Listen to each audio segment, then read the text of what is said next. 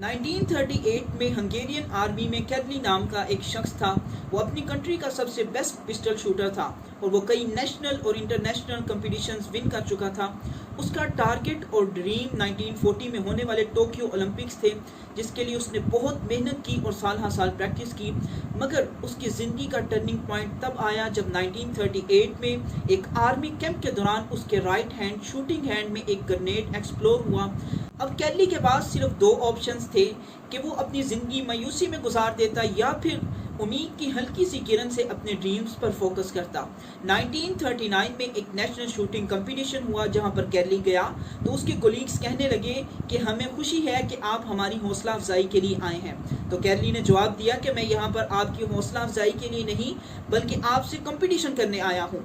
वहाँ पर सब ने अपने बेस्ट हैंड से शूटिंग की, मगर कैडली वो अकेला शख्स था कि जिसने अपने बेस्ट राइट हैंड से नहीं बल्कि लेफ्ट हैंड से कंपटीशन में पार्टिसिपेट किया और उस नेशनल शूटिंग कंपटीशन को कैडली ने विन किया।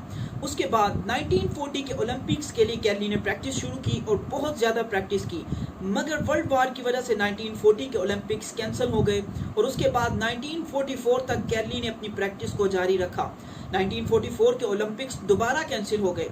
अब 1948 तक उसकी उम्र 38 साल हो चुकी थी और न्यू जनरेशन के साथ compete करना थोड़ा मुश्किल था, मगर कैडली ने प्रैक्टिस जारी रखी और अपने ख्वाबों पर यकीन रखा।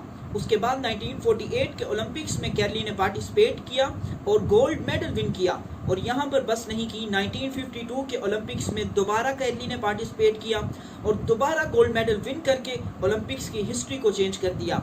अगर आप किसी चीज़ का आज़म कर लें और उसके लिए मेहनत करें तो आप उसे हासिल कर सकते हैं।